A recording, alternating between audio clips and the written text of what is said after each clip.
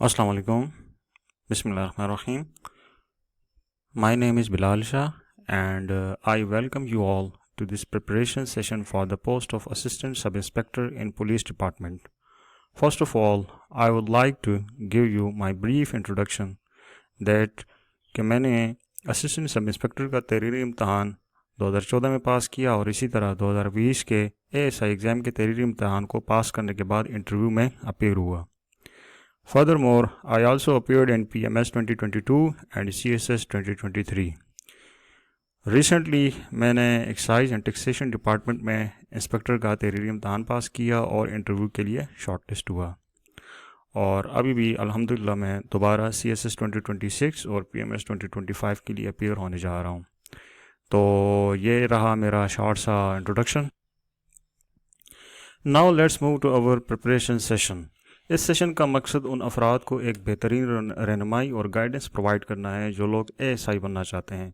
तो सबसे पहले हम इस इम्तहान के बुनियादी असूल और रिक्वायरमेंट्स को देखेंगे.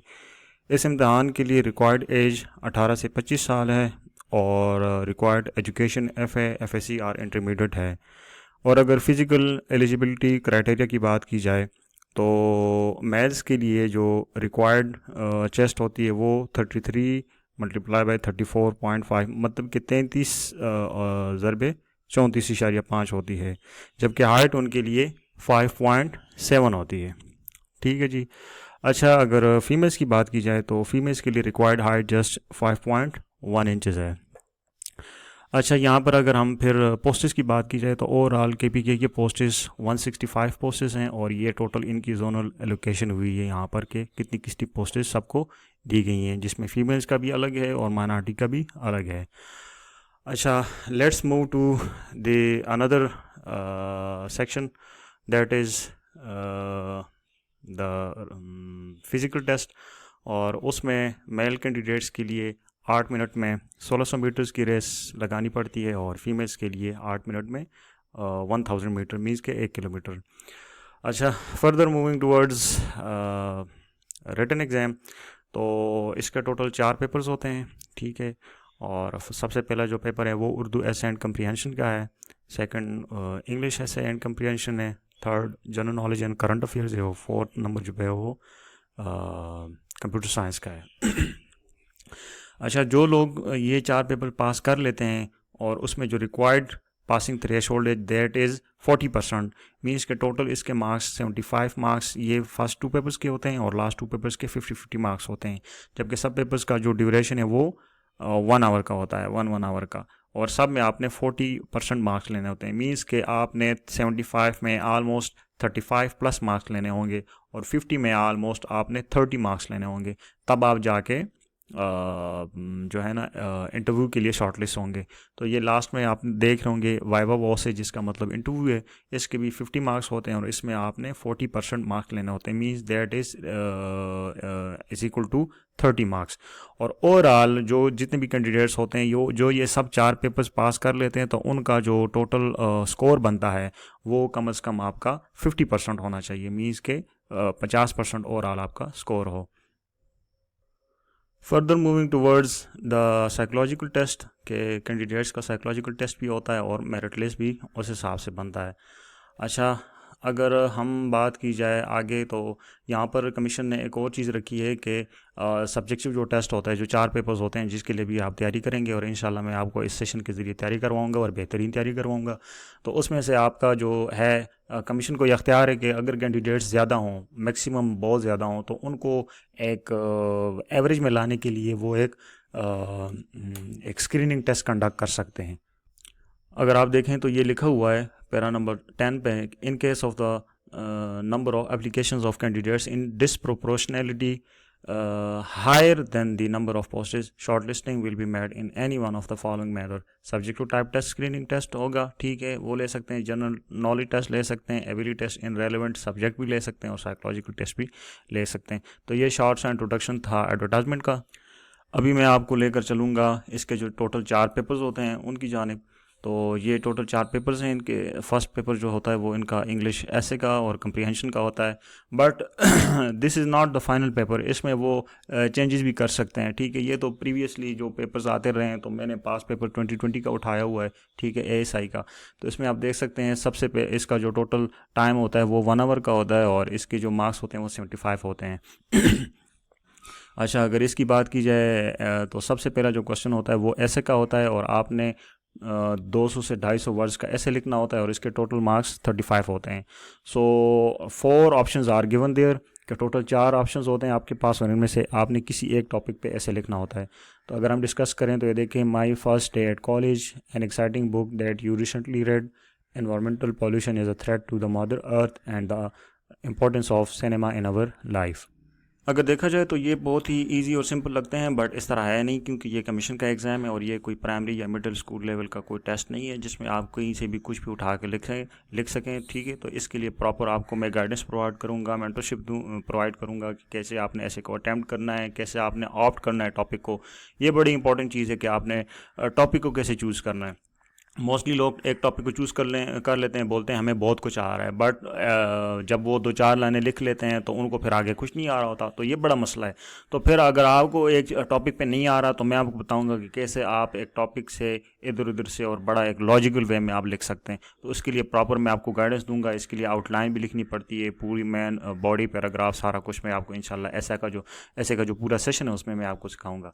अच्छा, जो सेकंड क्वेश्चन है उसमें आपको देखें, इसमें पेयर्स ऑफ वर्ड्स होते हैं, टोटल ये 8 पेयर्स ऑफ वर्ड्स हैं। तो इसमें से आपने टोटल 5 करने होते हैं और इनका 20 मार्क्स होते हैं इनके। अच्छा, ये देखें जिस तरह ये टेल और टेल, ठीक है, ये दोनों वर्ड्स हैं, तो प्रोनाउंसिएशन इनकी बिल्कुल सेम है, बट इनका मीनिंग और इनका यूजेज बिल्कुल डिफरेंट होता है।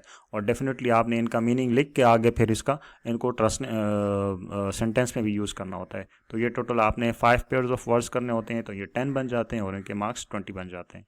और इसका जो लास्ट सेक्शन होता है क्वेश्चन नंबर 3, इसमें आपने एक उर्दू का जो पैरा है उसको आपने इंग्लिश में कन्वर्ट करना होता है, and that is although the most difficult section of this paper. और ये वो लोग कर सकते हैं जिनकी ग्रामर बहुत अच्छी हो और उनकी ग्रिप हो। तो इंशाल्लाह मैं आपको ग्रामर भी करवाऊंगा बेहतरीन तरीके से, और मैं आपको सिखाऊंगा कि आप कैसे एक पैरा को ट्रांसलेट कर सकते हैं उर्दू में, या उर्दू से इंग्लिश में, या इंग्लिश से उर्दू में। Now let's move towards the Urdu paper. तो उर्दू पेपर भी तकरीबन सेम ही होता है इंग्लिश के साथ। तो इसमें जो इनका सबसे पहला क्वेश्चन होता है उसमें आपने एक उर्दू ऐसे लिखना होता है, एक मजमून लिखना होता है, और टोटल आपको 3 टॉपिक्स दिए गए हैं, ठीक है। सोशल मीडिया के फ़ायदे और नुकसानात, उस्ताद का मुकाम और मेरा नस्ल है। मैं आपको फिर दोबारा से यहाँ पर रिपीट करना चाह रहा हूँ कि ये कोई मैट्रिक या इंटर लेवल का एग्ज़ाम नहीं है, ठीक है। इसमें आपने बड़ी सोच समझ के साथ और बड़ी एक लॉजिकल वे में और बड़ा एक क्वालिटेटिव आपने जो डेटा प्रोवाइड करना है एग्जामिनर को। आपका लिखने का स्टाइल कि आप कैसे लिख रहे हैं, आपकी लिखने में राइटिंग में कंसिस्टेंसी होनी चाहिए, एक दूसरे के साथ आपके जो सेंटेंसेस है वो मेल जोल कर रहे हो, ठीक है। अच्छा, तो नेक्स्ट जो इसका जो क्वेश्चन है वो है जी, इसमें से 10 अल्फाज के आपने मानी लिखने होते हैं और फिर उनको सेंटेंसेस में, जुमलों में यूज़ करना होता है, और इसके टोटल 20 नंबर होते हैं। अच्छा, नेक्स्ट क्वेश्चन नंबर 3 पे आए हैं। तो ये टोटल 4 अशार हैं जी, मुख्तलिफ शुअरा के जो शायर हैं, और इसमें से जो 2 अशार जो हैं आपने उनकी तशरीह करके और उनका शायर का हवाला देना होगा। तो मैं इंशाल्लाह आपको एक टारगेटेड तैयारी करवाऊँगा कि कौन कौन से शायरों का पॉसिबल है कि वो आ सकता है, तो वो मैं आपको पूरी इंशाल्लाह तैयारी करवाऊँगा। Next paper is of computer science. तो इसमें से आपको टोटल 10 क्वेश्चंस हैं, ठीक है। ये देखें, क्वेश्चन नंबर 1, क्वेश्चन नंबर 2, इसमें आपने टोटल 5 क्वेश्चंस अटैम्प्ट करने होते हैं, और हर एक क्वेश्चन के आगे फिर सब सेक्शंस है। देखें, क्वेश्चन नंबर 1 जो है उसका section A, B, C, D और E है, तो इसके एक सेक्शन के 2-2 मार्क्स हैं। तो ये टोटल 5 सेक्शंस जब आप अटैम्प्ट करेंगे तो डेफिनेटली आपको 10 मार्क्स मिल जाएंगे। तो आपने इन क्वेश्चन में जस्ट 5 क्वेश्चन को अटैम्प्ट करेंगे। तो इंशाल्लाह ये बहुत इसका बड़ा ब्रॉडर एरिया है कंप्यूटर का। तो इंशाल्लाह मैं आपको एक टारगेटेड तैयारी करवाऊंगा कि कौन कौन से एक्सपेक्टेड हैं, और इंशाल्लाह बड़ा स्मार्टली आपको मैं आगे लेके चलूँगा। अच्छा, नेक्स्ट अगर आप बात करें तो general knowledge and current affair, that is the most important paper, ठीक है। और मैं कहता हूँ कि ये आपका बहुत ज़्यादा टाइम लेगा इंग्लिश ऐसे, और आपका ये जो पेपर है जनरल नॉलेज, ये आपका बहुत ज़्यादा टाइम लेने वाला है, क्योंकि इसमें आपका करंट अफेयर्स भी है और जनरल नॉलेज दोनों हैं। जनरल नॉलेज में कहीं से कोई भी क्वेश्चन आ जा सकता है, आपको अमेरिका पे भी आ सकता है, आपको इस्लाम पे आ सकता है, आपको इंडिया पे आ सकता है, आपको किसी भी टॉपिक पे आ सकता है। जबकि करंट अफेयर्स का आपका आ सकता है relevant to the current scenario, means कि अभी कंटेम्प्रेरी एरा में क्या चीज़ें चल रही हैं, पाकिस्तान में क्या चीज़ें चल रही हैं या वर्ल्ड में क्या चीज़ें चल रही हैं।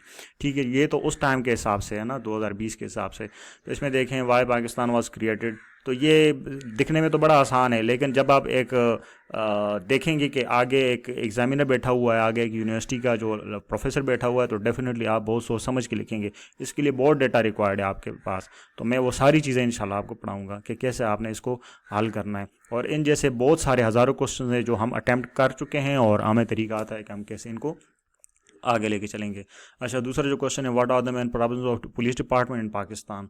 तो ये कुछ पुलिस डिपार्टमेंट के लोग भी इधर होंगे, तो मैं मज़ीद कुछ नहीं भी होंगे तो मैं उनको बताऊंगा कि कौन कौन से इश्यूज़ हैं पुलिस डिपार्टमेंट के। अच्छा, तो ये तो इनके क्वेश्चन है, ये देखें। तो इससे हट के भी जनरल नॉलेज के काफ़ी सारे क्वेश्चन है, इस्लामियात से भी आ सकते हैं। ठीक है, जिस तरह ये क्वेश्चन नंबर 6 है, Islam emphasizes on good conduct with all fellow human beings how, कि इस्लाम कैसे जो है ना वो तरगीब देता है कि आपने अपने ह्यूमन बींग जितने भी बनी हुए इंसान हैं उनके साथ आपने कैसे अच्छे और मयान रवि और बेहतरीन अखलाक के साथ पेश आना है। हाउ, तो इसमें आप डेफिनेटली आपने कुरानिक वर्सेस को कोट करना है, आपने अहादीस को कोट करना है, आपने सुन्ना को करना है, आपने बाकी भी चीज़ें करनी हैं। तो उसके लिए मैं आपको बताऊंगा, और इंशाल्लाह मैं इस्लामियात की भी आपको तैयारी करवाऊंगा, ताकि अगर जनरल नॉलेज में से कोई भी क्वेश्चन इस्लामियात से आ जाए तो इंशाल्लाह आप उसको अटेम्प्ट करने के काबिल होंगे। ठीक है, असल चीज़ होती है, बाद लोगों को बहुत सारा डाटा पता होता है, उनको उनके पास इंफॉर्मेशन होती है, बट वो उनको इनपुट नहीं करना जानते कि उनको कैसे हमने पेपर में लिखना है। ठीक है, और जो most important thing is the paper attempt technique, वो लोगों को नहीं आती। वो इधर उधर से उठा के लिख लेते हैं, एग्जामिनर उनको फेल कर देता है, बोलते हैं मैंने तो बहुत कुछ लिखा था, बट एट द एंड वो उनका रिजल्ट नील होता है। उसकी वजह क्या है कि वो टेक्निक को प्रॉपर यूज़ नहीं करते। तो मैं इंशाल्लाह वो टेक्निक आपको सिखाऊंगा। The most important question is question number 4, why constitution is important for a country and what do you know about 1973 constitution.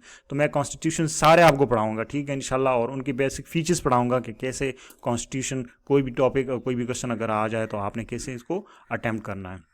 अच्छा जी, पार्ट 2 है इसका। पार्ट 2 में देखें ये थोड़ा डिफरेंट है, और ये करंट अफेयर्स पे देखें। तो what is OIC and do you think it perform well. OIC क्या है? OIC दरअसल एक ऑर्गेनाइजेशन है, एक इदारा है, ऑर्गेनाइजेशन ऑफ इस्लामिक कोऑपरेशन, जिसमें हमारे नाम नहाद 57 ममालिक हैं, मुस्लिम ममालिक, और इनकी सरकर्दगी या फिर आप कह सकते हैं लीडरशिप वो सऊदी अरेबिया कर रहा है। और आजकल हमारे जो राहिल शरीफ हैं वो पूरे जो 57 ममालिक के आर्मी के वो चीफ़ बने हुए हैं ना, ठीक है, हेड बने हुए हैं। तो उसने क्या किरदार अदा किया है, तो ये मैं आपको सबको इंशाल्लाह पढ़ाऊंगा। अच्छा जी, how the Chinese government and the world dealt with corona virus, ये उस टाइम के हिसाब से क्वेश्चन था, अब कुछ और आ सकता है। What do you know about the Afghanistan current problems. तो इसमें आप बहुत कुछ लिख सकते हैं इंशाल्लाह। मैं आपको सिस्टमेटिक वे में कराऊंगा शुरू से एंड तक कि कैसे, अगर अफगानिस्तान पे क्वेश्चन आ जाता है, कुछ भी आ सकता है, तो मैं इंशाल्लाह आपको सारा कुछ करवाऊंगा। The next question is what do you know about Pakistan Iran relations. ये भी अगर आप देखें तो स्टार्ट से जहाँ से पाकिस्तान बना था तो उससे आगे फिर मैं इंशाल्लाह आपको पढ़ाऊंगा कि कैसे हमारे रिलेशंस डेवलप हुए, ठीक है, कैसे हमारे उसमें नशेब फराज आए। ठीक है, तो ये टोटल इनके एक शार्ट सा ब्रीफ सा इंट्रोडक्शन था पेपर्स का। तो इंशाल्लाह बाकी मैं आपको सेशन में कम्प्लीटली गाइडेंस प्रोवाइड करूँगा कि कैसे आप चीज़ों को आगे लेकर चलेंगे। दूसरी मैं आपको ये बात बताना चाहूँगा कि जो लोग मेरा लेक्चर्स देखते हैं तो वो कम्प्लीटली लेक्चर देखें, और लास्ट में आपने एंड पे लाजमी इसका फीडबैक देना है, थंब इंप्रेशन पे या जिस तरह भी हो, आपने इस वीडियो पे ग्रुप में आपने अपना फीडबैक देना है, ताकि मैं इससे मोटिवेट हूँ। और इंशाल्लाह मैं जल्दी इसका जो सेशन है, पूरा फुल सेशन मैं इसको स्टार्ट करूँगा। तो जितने ज़्यादा लोग मुझे अच्छा फीडबैक देंगे तो मैं फिर अच्छा सेशन आपके लिए स्टार्ट करूँगा। तो इंशाल्लाह बाकी चीज़ें मैं आपके साथ साथ उस सेशन में डिस्कस करता रहूँगा। Thank you very much. अल्लाह हाफ़िज़। अस्सलाम वालेकुम।